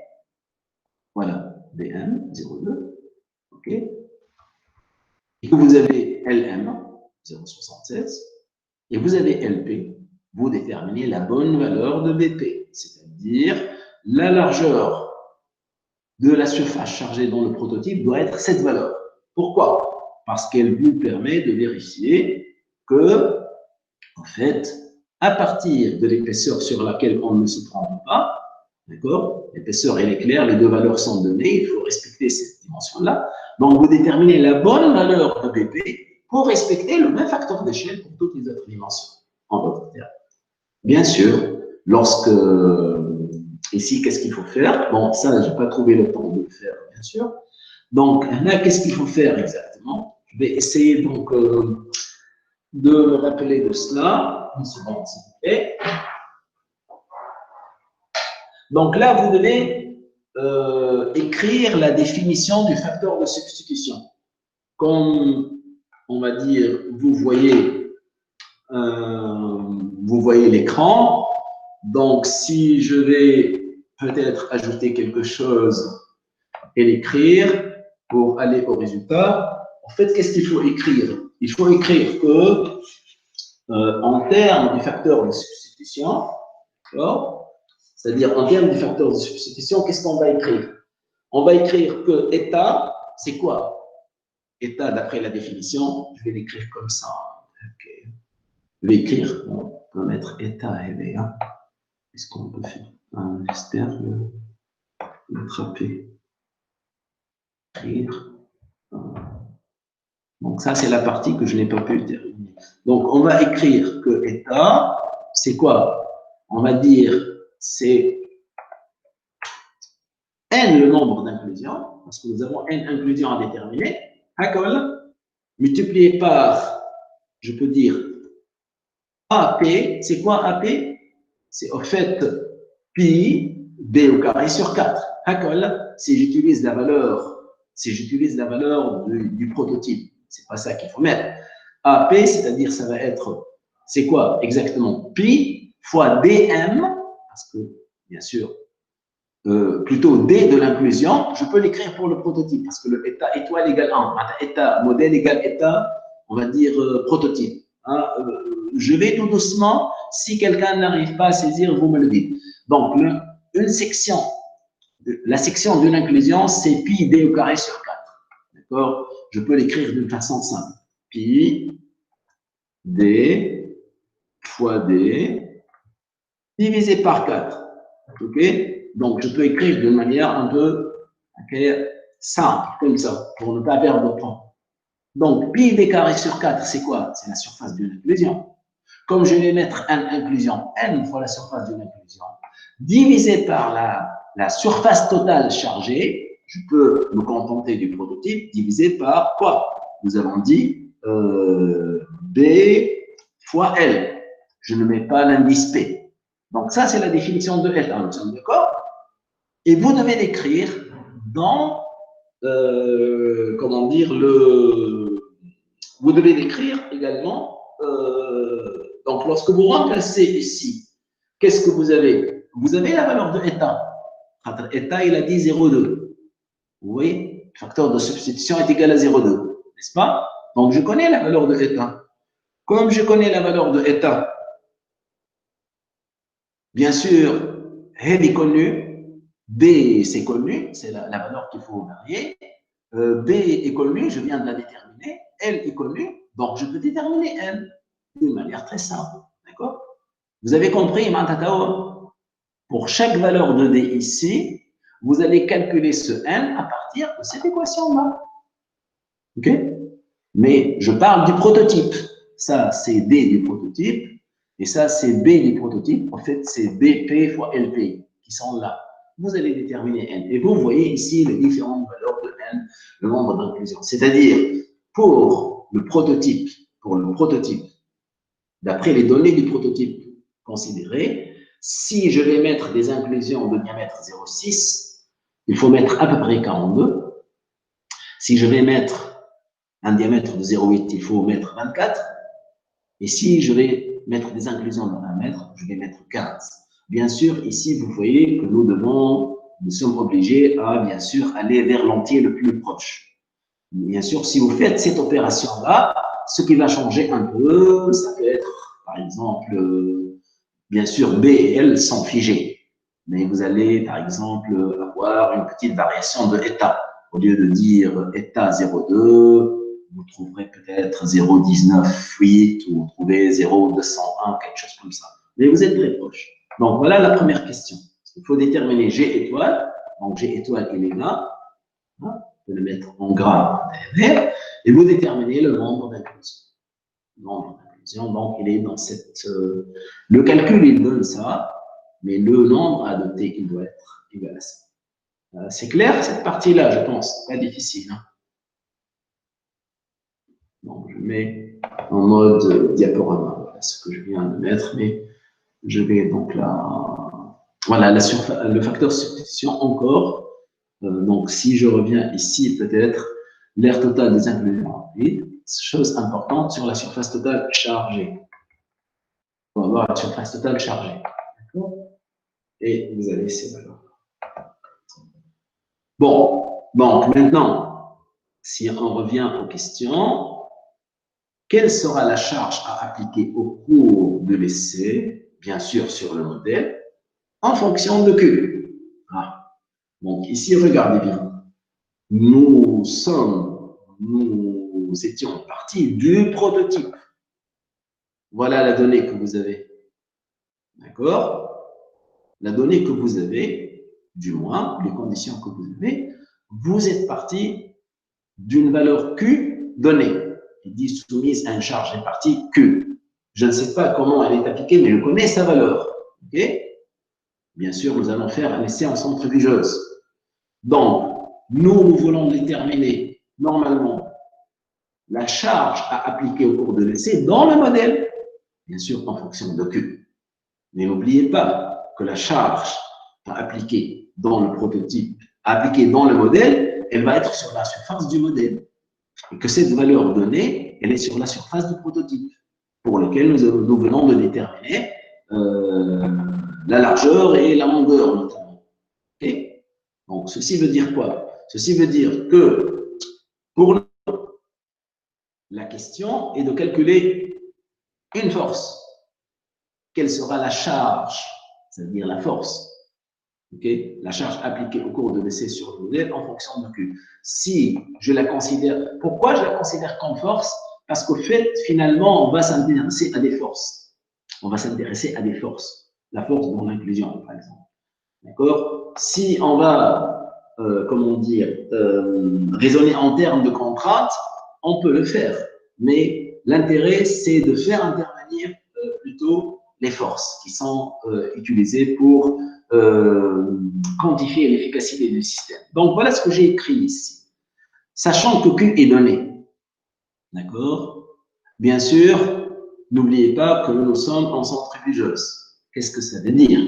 Ça veut dire que si une contrainte est figée dans le prototype, comme nous l'avons ici, cette contrainte, en termes de valeur, elle doit être la même chose dans le modèle. C'est ça la chose la plus importante. Pourquoi? Parce que tout simplement, je vérifie la condition sigma étoile égale à 1. Hein? N'oubliez pas surtout ça. Hein? Si G étoile égale 1 sur L étoile, et nous utilisons le même matériau et la même masse volumique, vous avez cette condition. Ça veut dire que sigma étoile est égal à 1. Donc, ça veut dire que j'écris tout simplement comme ça. La force, faites attention à la force totale, hein, la charge appliquée sur le modèle. La charge appliquée sur le modèle, c'est-à-dire la charge entière, bien sûr, à partir de Q. Donc, on écrit normalement, tout simplement, la force ou la charge appliquée dans le modèle est égale à Q fois la section du modèle, et celle du prototype est égale à la même valeur Q fois la section du prototype. Sachant que les sections du modèle et du prototype sont liées par L carré, d'accord? C'est-à-dire que nous avons tout à l'heure écrit que BMLM égale L étoile au carré BTLP. Donc, vous voyez que la force est égale à cette quantité-là. D'accord? C'est-à-dire, quel est le rapport en termes de force?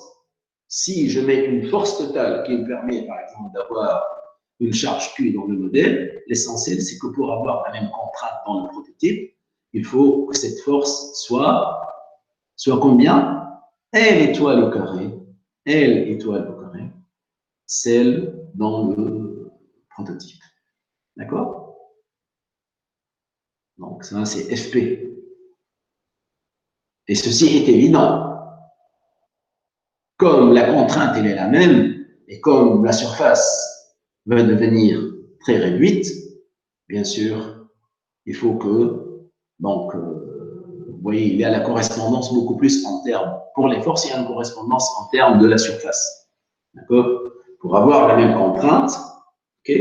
Donc, vous devez, compte tenu du facteur L étoile au carré, trouver la force qui s'applique. Okay? Alors, ici, je fais une remarque. Et cette remarque, elle est dans l'exercice que je vous propose, j'ai dit qu'on a commencé sans le terminer, parce que ça parle de la même chose, mais d'une manière différente, parce qu'il y a une application. Supposez que Q soit une contrainte apportée par un remblai. Qu'est-ce que cela veut dire? Cela veut dire que je reviens ici à mon modèle, je reviens à ce modèle, et comme ça l'était pour le prototype, vous voyez, pour le prototype, enfin, d'après la présentation précédente, qu'est-ce que nous avons dit? Nous avons dit qu'il y a un remblai sur les inclusions. Vous vous rappelez le remblai sur le matelas, etc. Donc, si vous aviez une contrainte qui, au fait, le poids volumique d'un remblai multiplié par son épaisseur, bien sûr, l'échelle des forces va changer. Pourquoi? Parce que si vous écrivez Q égale gamma fois une hauteur, vous mettiez gamma étoile égale à 1.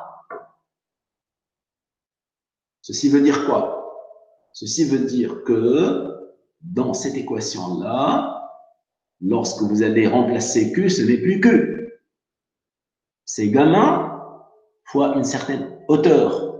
Lorsque vous mettez ici HM fois AM et HP fois AP, vous avez le même gamma, vous allez trouver plutôt L au cube. C'est-à-dire, si vous aviez dans le prototype un modèle dans lequel le chargement s'appliquait par un remblai, le facteur d'échelle entre les forces, il devient combien? Il devient L au cube. Parce qu'il y a H qui s'ajoute, et H, c'est H du remblai, c'est-à-dire le remblai de chargement. C'est le remblai de chargement qu'on a vu tout à l'heure. OK? Donc ça, je le donne à titre de remarque. C'est-à-dire, vous avez maintenant les deux possibilités. Si, par exemple, vous pouvez faire un essai dans la nature où vous appliquez une contrainte, j'imagine que vous avez de gros vérins sur lesquels vous pouvez appliquer donc des pressions, de fortes pressions. Vous pouvez le faire. J'imagine que mon modèle sol renforcé est soumis à un bac rempli d'eau. On peut le faire. D'accord? À ce moment-là, la contrainte est constante. Et le facteur d'échelle sera L étoile au carré. Mais si vous allez appliquer votre charge par un remblai, sachez que les forces, le facteur entre les forces va être L étoile au cube. Ce n'est pas L étoile au carré. Ça, c'est la remarque importante que je souhaite bien sûr dire, mais elle reste, on va dire, valable pour le type de chargement que vous considérez. OK? Donc ça correspond à la deuxième question, si je peux dire. OK? Maintenant, la troisième question. L'usage d'un matelas de répartition au-dessus des inclusions permet d'obtenir un coefficient d'efficacité égal à 35%. Bon, on revient à la définition des coefficients d'efficacité. Bon, c'est là où les choses ne sont pas tout à fait, on va dire, terminées pour la réponse. Donc ici, lorsque l'efficacité est le rapport entre la charge prise par une inclusion et la charge totale, bien sûr, vous pouvez l'écrire aussi bien pour le modèle que pour le prototype. Hein, n'est-ce pas? C'est-à-dire, sachant que je vais raisonner sur ce schéma-là. Est-ce que vous pouvez me dire, c'est pas difficile, quelle est la charge prise par une inclusion dans ce modèle? C'est quoi la charge? Bon, on va dire c'est QP plus Q plus P sur 2, Q plus P sur 2. Au fait, il y a un petit problème ici. Elle sur 2, elle n'est pas bonne. Elle n'est pas bonne. Pourquoi? Parce que sur 2 s'applique pour QP.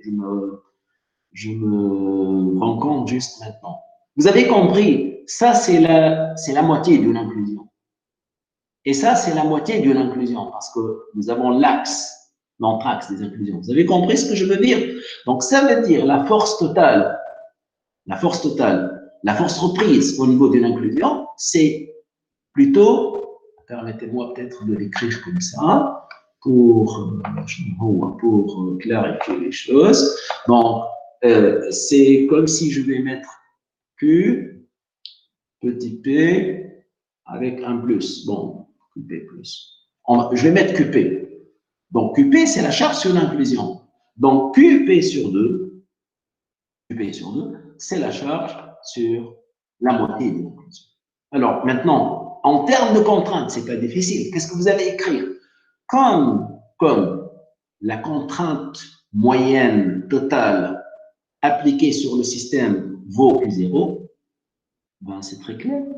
Je vais multiplier Q0 par la surface d'une inclusion et je détermine QP. Vous avez compris ce que je veux dire? A sur 2, c'est le rayon. A sur 2, c'est le rayon.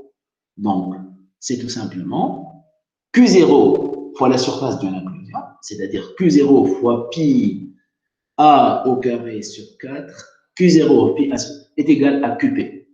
Voilà. D'accord? C'est ça la valeur.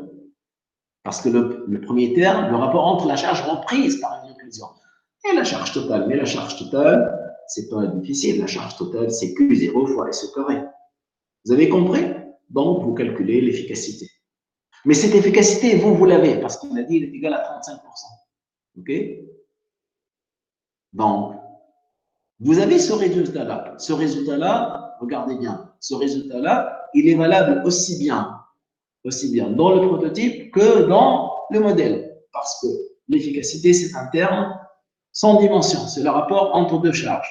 Hein, vous pouvez l'écrire. Donc, si vous m'avez suivi, la charge totale, c'est quoi? On peut écrire comme ça. Charge totale, c'est Q0 fois S au carré. Voilà. Comme ça.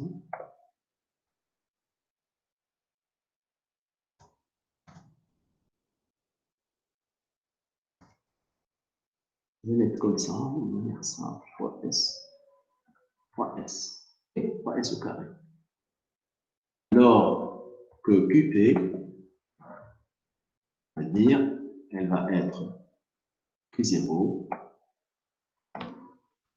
pour, on va dire, facilité, fois AP. Vous connaissez c'est quoi AP? C'est l'aire de l'inclusion, marque pi A au carré sur 4. D'accord? OK?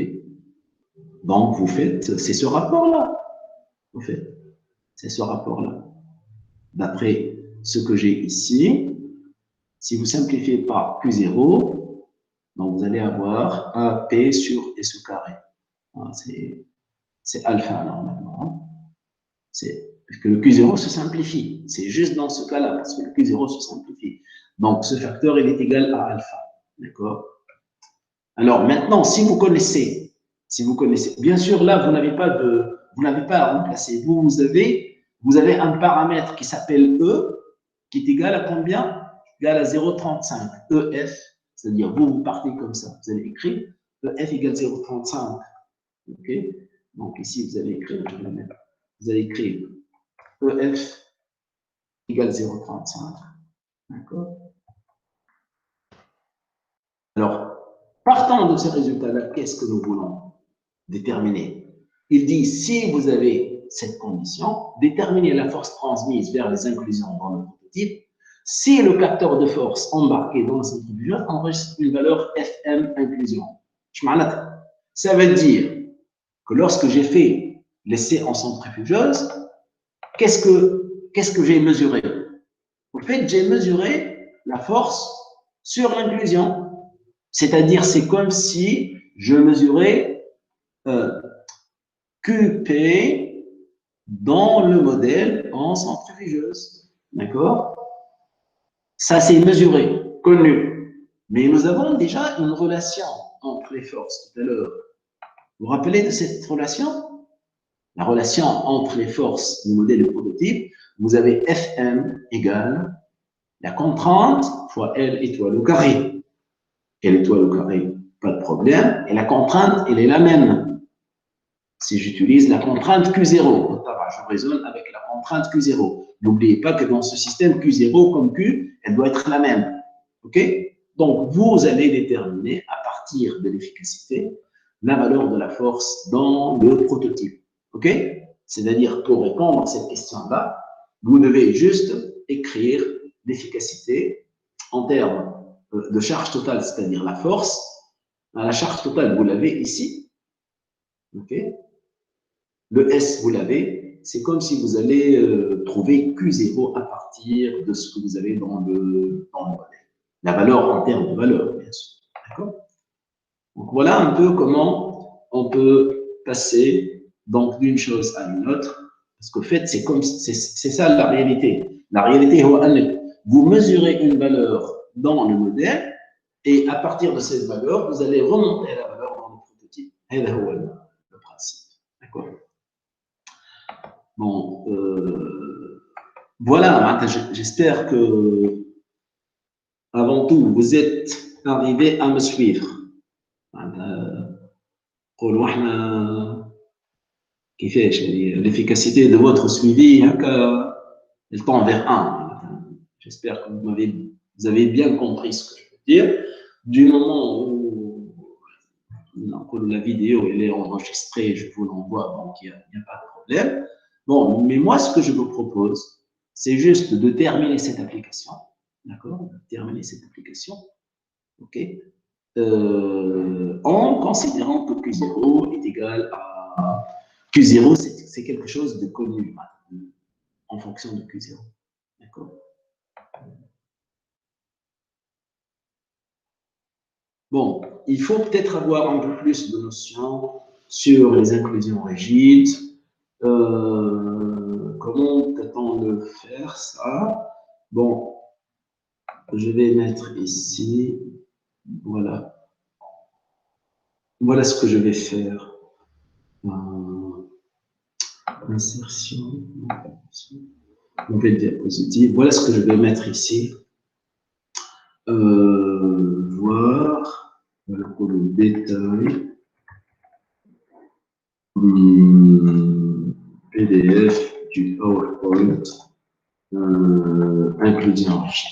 Donc, j'ai un PDF en entier, mais qui correspond à un cours qui s'appelle les sols renforcés, l'amélioration des sols.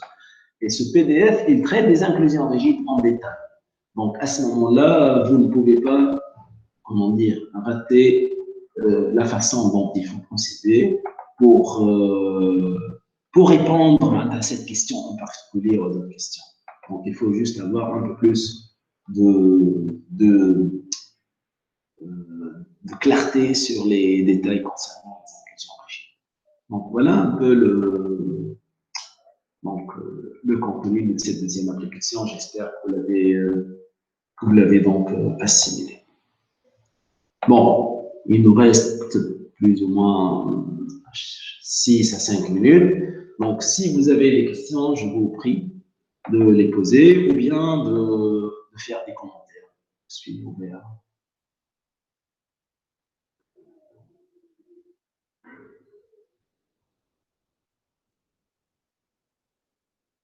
Vous pouvez poser votre question avec un signé chat. Vous pouvez le faire comme ça, si vous voulez. Vous ne voulez pas parler au micro.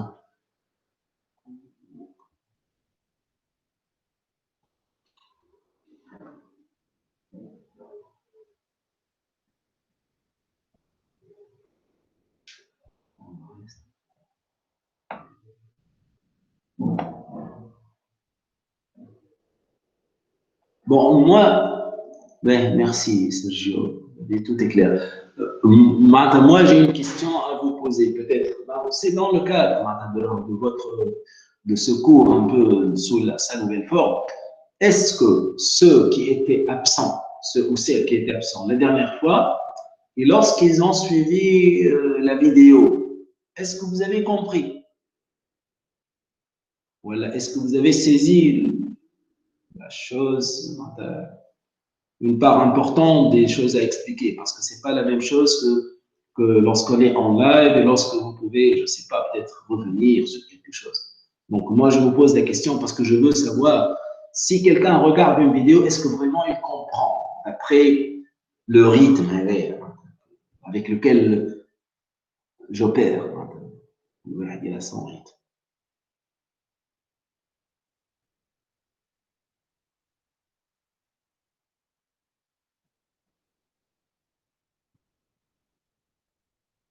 Mais, oui, il y a des petits problèmes. Bon, les petits problèmes, là, c'est simple. L'année dernière, avec les élèves de première année, cours Micasol 1, les problèmes, ils m'ont envoyé des questions par email. Ils m'ont envoyé des questions par email. Il y avait même un qui a réclamé de faire on était sur Skype, il a discuté avec moi. Donc, je pense que n'oubliez pas que vous êtes en train sur la voie de vous préparer pour la recherche. Et pour certains, déjà, ils sont sur la voie parce qu'ils préparent des tests. Donc, vous devez trouver le temps de réfléchir et de voir les choses en détail parce que vous faites de la recherche. Donc, vous devez être curieux, vous devez voir, vous essayez de comprendre. Mais bien sûr, s'il y a des choses qui restent sombres pour vous, vous pouvez me les poser par des questions, par email. Voilà, bon, maintenant, alors, les conditions sont un peu difficiles. Le contact direct est de plus en plus non recommandé. Donc, vous m'envoyez des questions, voilà, vous me téléphonez quand vous voulez. C'est à vous donc, de décider. Voilà ce que je... Bon, mais comme je l'ai dit au départ, nous avons fait peut-être 5 séances, 5, 6 séances. Donc, je programme de faire maximum 2 autres séances. 2 autres séances, c'est-à-dire l'équivalent de 3 heures pour le sont 2 heures. Et par la suite, chacun de vous, il va avoir un article spécifique à une application dans ce genre et il va vraiment travailler ça. Il va faire la synthèse, donc il va analyser une problématique et il va présenter. Donc, et vous allez faire ça donc, comme je suis en train de le faire. C'est-à-dire, quelqu'un de vous va parler en présence des autres, il va dire voilà, j'ai analysé ça, j'ai vu ça, etc. Et c'est le meilleur moyen pour vous de mieux comprendre les choses. Vous devez travailler vous-même, d'accord? Notamment en vous exprimant.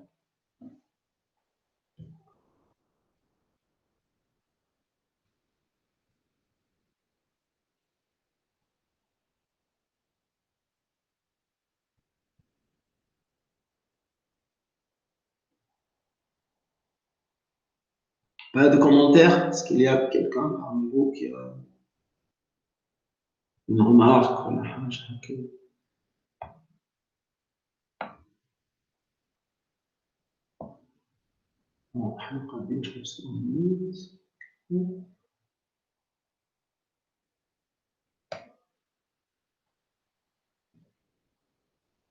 Bien, donc, nous sommes pratiquement à la fin de la séance.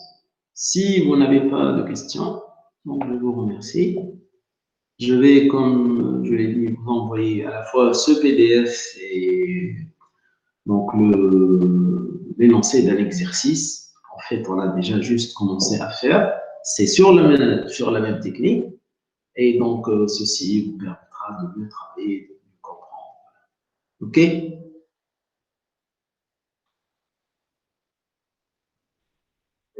D'accord, monsieur.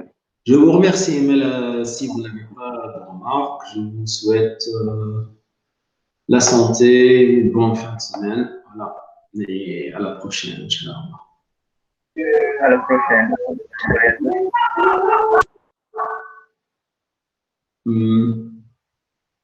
OK. OK. Alors, tout est bon. Donc voilà, je vais arrêter l'enregistrement. Et bon, merci.